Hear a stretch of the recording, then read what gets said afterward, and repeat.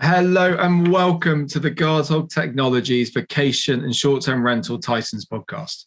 This is the show for anyone interested in getting a more in-depth understanding into the short-term rental space, especially when it comes to tech-enabled service. And on this episode, I have the real pleasure of having Steve Lassman joining me. Steve is Vice President and General Manager at Villas of Distinction, a premier, super luxury, aspirational villa rental company that have unmatched expertise when it comes to finding the right villas for the most discerning guests. Steve, welcome. It is brilliant to have you with me.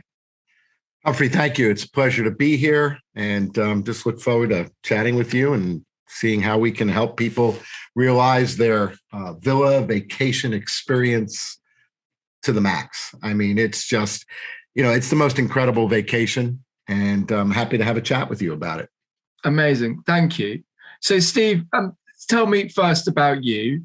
You've clearly had a stellar career in the hospitality industry, but who is the real Steve Lassman? Well, you're right. This is my 40th year in hospitality. I gasp when I say that. And I've done a little bit of everything because I've worked for airlines, cruise lines, tour operators, mass market tour operators, all the way up to what we are today, which is a luxury villa provider. My passion, other than providing these incredible experiences and then seeing people just go, wow, this is incredible, because that truly is the passion. If you don't have the passion to want to create these incredible experiences for people, then you're in the wrong business. But other than travel and other than seeing the world, because I just got back from my own personal vacation. Last week, I was in Kentucky in the United States. I was doing a backroads bike trip, bicycle, not motorcycle, bicycle. And my wife and I and about 8 other people flew into Lexington, Kentucky, got on bikes and bicycled the Bourbon Trail. Oh, wow. So to talk about an experience, rolling hills, horse farms, and a lot of bourbon. That is one of my passions, great bourbons. Golf is my other passion. But this was truly not about golf. This was truly about great bourbons. I'll give you a typical day and then we'll go on. You get up, you get your route, you ride about 25 miles, you have lunch, you get back on your bike, you ride about another 15, 20 miles to the distillery, you start doing bourbon tastings. You no longer got back on your bicycle. we had rescue vehicles or service vehicles, if you'd like to call them, that we would get on and then go to the next distillery or go to a horse farm. But once we started drinking, there was no bicycle riding. But it was just an incredible experience, and I recommend it highly. Nothing to do with villas, but you asked about me and my passions. So kind of bourbon and traveling were put together there. The next trip will certainly be a golf trip. Nice. Well, maybe we can persuade VRMA to do some bourbon tasting at the next conference. And bicycling as well. How many bottles of bourbon can you carry on a bicycle in one go? Well, the good news is you have the support vehicle. So whatever you buy, you can put into the support vehicle. Now, the only real problem is if you fly, as you probably know, I know in the US, I don't know what it is in the UK, but you're only allowed 2 bottles in your checked baggage. So, of course, I brought 3 bags with me because I wanted to make sure I had enough luggage. I would have bought more, but I only bought 6 bottles. I have quite the bourbon collection at home, so I'm very specific about what I was looking for, and I was able to come up with a couple of finds that I'm not going to find here.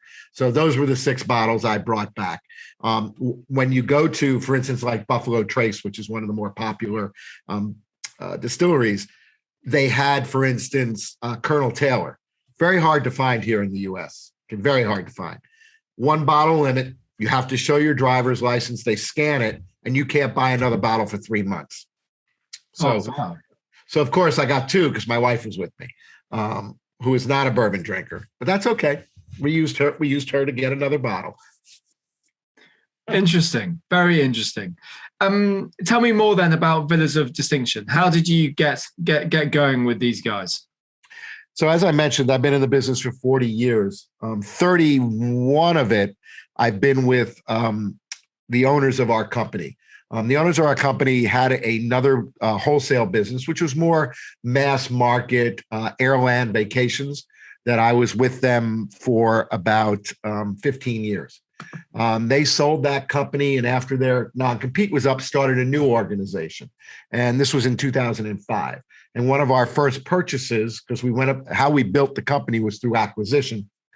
We purchased a company called Creative Leisure, which was a high-end luxury airland hotel resort company. Well, within that purchase, there was this small little company called Villas of Distinction that was started by a gentleman 31 years ago. So we picked up this company. We picked up this company, Creative Leisure, because we wanted Villas of Distinction more than Creative Leisure, to be perfectly honest. We shut down Creative Leisure in 2008 and focused on Villas of Distinction. Our goal was always to be not the biggest villa experience provider, but the best. So when we first acquired this company, the owners asked me to go, work for this division. And one of the first things we did when we acquired them, they had probably somewhere around 20,000 villas in their inventory. Our big thing at Villas of Distinction is we vet, inspect, and guarantee the quality of every single villa we offer. So my first order of business was we cannot have 20,000 villas in our inventory because it is physically impossible to guarantee the quality of that. You look around the landscape of the villa rental world and you look at the Airbnbs, the HomeAways, the VRBOs, they have 6 million, 7 million homes in their inventory. And they make no bones about it. They don't vet or inspect any of them. We're not that company. If you just, if you don't care and you want the cheapest villa out there for $25 a night that you can just rest your head, we're not that company. So the first thing I did was I cut our inventory from 20,000 villas down to 5,000 overnight. Over the years, we've kind of, evolved. And right now we have just about 4,000 villas in 53 destinations around the globe.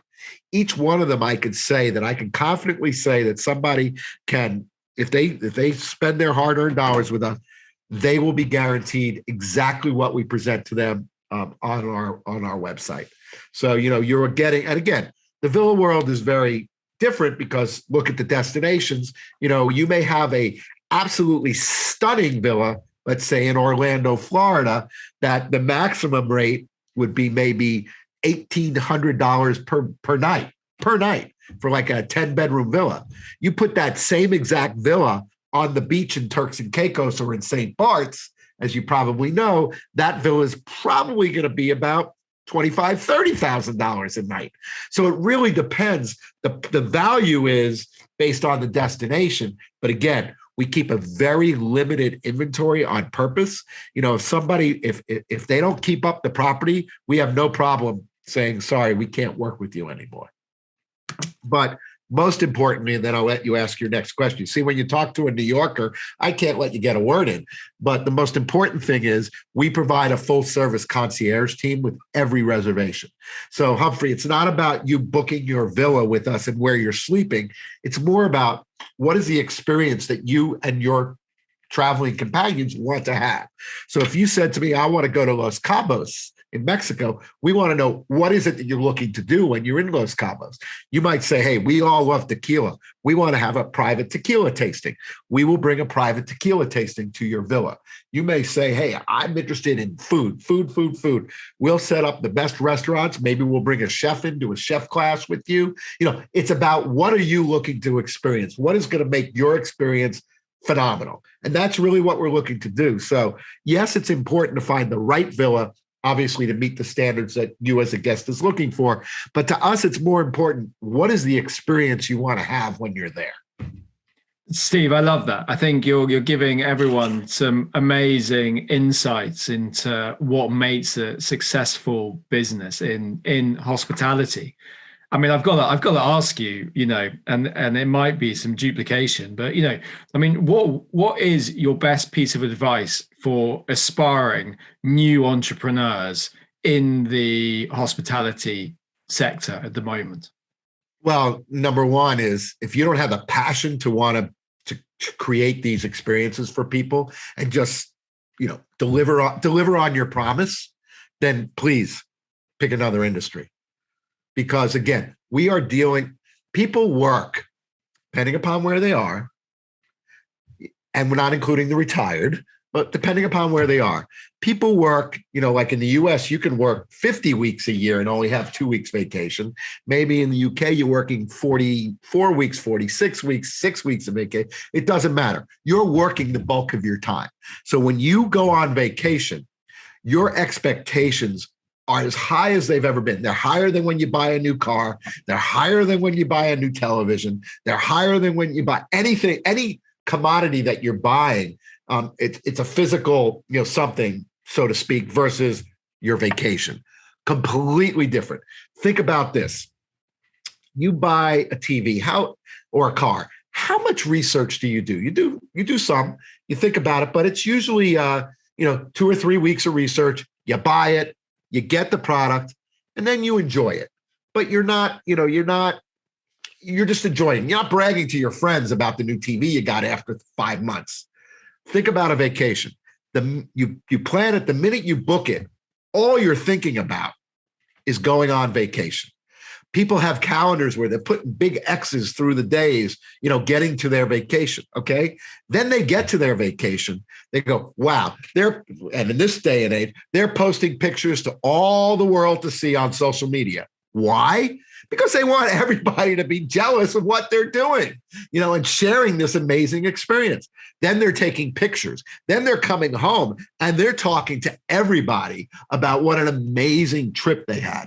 So when as an entrepreneur getting into the hospitality business, if you don't have the passion to want to make sure that you provide the absolute best experience for a client today, tomorrow, and well into the future, then you're not going to be successful, because our key to our success is our repeat factor.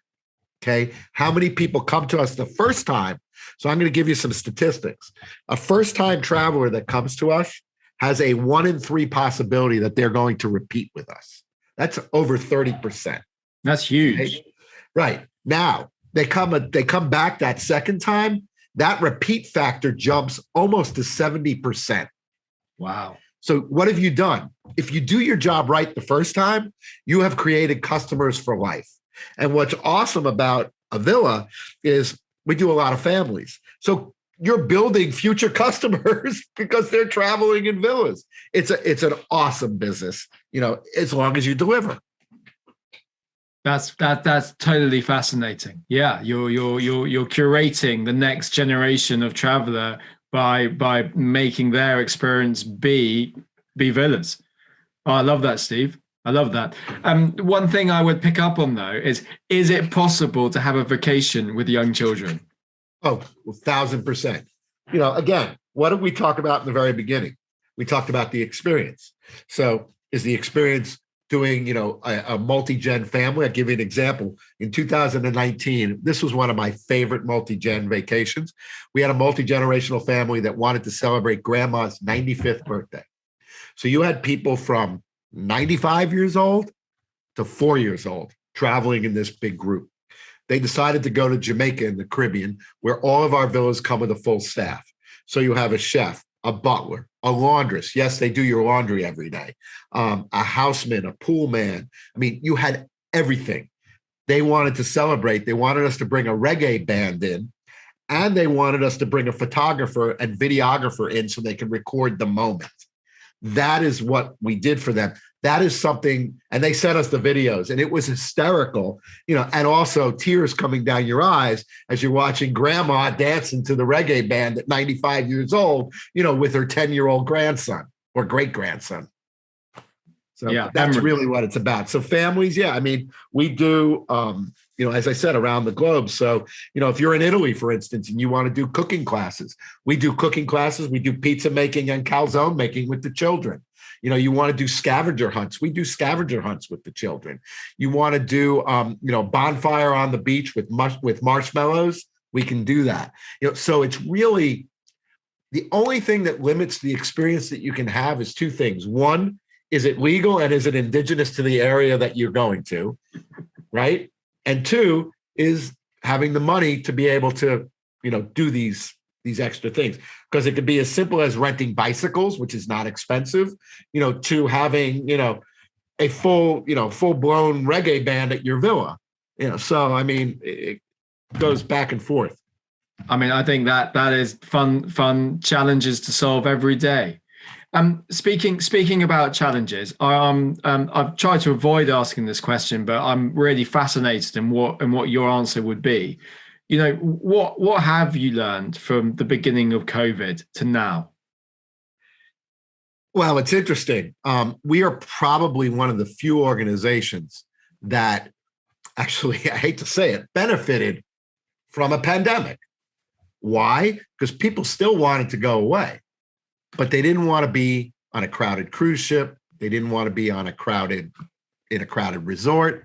They wanted to be in private villa accommodations. Now, like everybody else, when the world started shutting down January and February, that was difficult.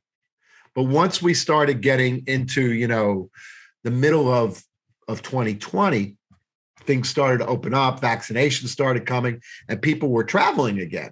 And what we saw, the main difference, with the pandemic was we started getting people that never, ever thought about traveling in a villa before, which is, the challenge in that is, I remember some people asking us, well, when I get there, do I go to the front desk to check in? They don't have that concept of this is a private home. There's no front desk. You can't call the bellman to come help you with your luggage, these things. I mean, but yes, we can set up all the activities, from transportation to, we even do the testing, to come back into the US requires the CDC testing to come back into the States. We set up the testing in the villas, so you don't even have to leave the villa, which is awesome. So, the challenge is yes, it was a great opportunity for us. Here was the challenges. One, obviously people weren't traveling. So we had to take all the business that was on the books and move it. That's one big challenge. Number two, now you've got this incredible demand. So while you're working, with moving all of your current bookings, you're also working with demand. So we were hiring like crazy. We were one of the few companies that was trying to add employees. Now, I'm sure you've heard there is a definite issue in trying to hire employees in this country. We've slowly ramped back up. So that was one challenge. The second challenge, of course, was, the constant changing of the parameters to travel. Is a destination open? If they're open, what are the requirements? Do you need to bring, what paperwork, what forms do you need to fill out? For instance, I went to Turks and Caicos about 2 months ago. I had to get my PCR. I'm vaccinated, but I had to get my PCR test done 72 hours prior. I had to fill out a form. The form had to be sent to the tourism of Turks and Caicos. They had to send me back a form that I had to bring with me that allows me to travel to Turks and Caicos. When I get to the airline to get on my flight, I have to present this form to the airline to show that I am allowed. So there's more, I don't want to call them hassles, but that's what there are. There are a lot more hassles to a traveler now that I think people are getting used to because it's not going away, as we both know. So it's a little bit more cumbersome to travel. And in the case of Turks and Caicos, I had to have a specific insurance that covered me if I caught COVID while I was in the destination, that would cover my airlift back to the United States. I'm going to Grenada at the end of this month. I do again have to do PCR testing, have various, items. There are some, I just heard today, Nevis and St. Kitts, if you're vaccinated, you still have to test when you get there. You have a 1-day quarantine. If you're negative, then you're free to roam the island. So that was a challenge because these parameters were changing daily. And people come to us looking to us to be the source of information, and that was tough. That was really tough, and it's still changing. And then of course, yeah. No, that is hard. That is hard. Steve, I think that's fascinating. So tell me, if we were to organize a vacation rental dinner party where you get to invite 3 other people to come and join you, who would be on your dinner party list? Well, because I'm married 38 years, it would be my wife, number one. That's without a doubt. Now, so you're talking anyone in the world that I mean, we need someone who's going to help impress your guests. Exactly. Yeah. Geez, probably the master distiller at Buffalo Trace. I'd love to meet them and talk bourbon stories. And if it doesn't matter whether they're dead or alive,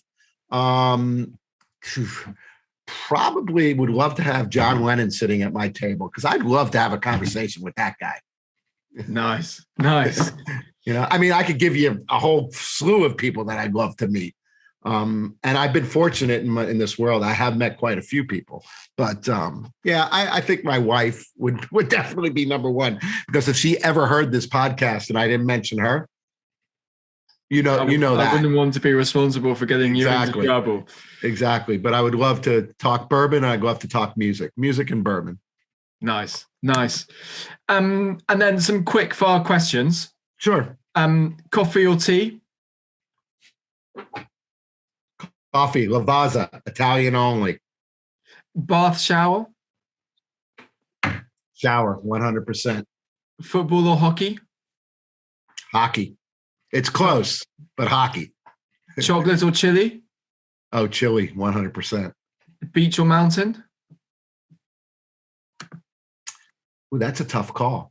I'm going to say beach because the weather's nicer. And then the big one, cat or dog? Excuse me? Cat or dog? Oh, I thought you said castle dog. And I'm like, what's a castle dog? Absolutely dogs. Absolutely dogs. Steve, look, thank you very much indeed for your time today. That has been short, sweet, incredibly enlightening in how to run a successful villas business, catering to the most discerning guests. If anyone wants to get hold of Steve, we'll make sure his details are accessible below this podcast. And from me, Humphrey Bowles at Guardhog Technologies, and from Steve, thank you very much for listening. Thank you very much. And if I can leave you with 2 words, our philosophy is guest first. We always want to put our guest first, and I hope that came across today. That's our passion, putting the guest first and making sure they have an incredible experience. Humphrey, it's been an absolute pleasure spending the past, 20, 25 minutes with you, and look forward to doing it again.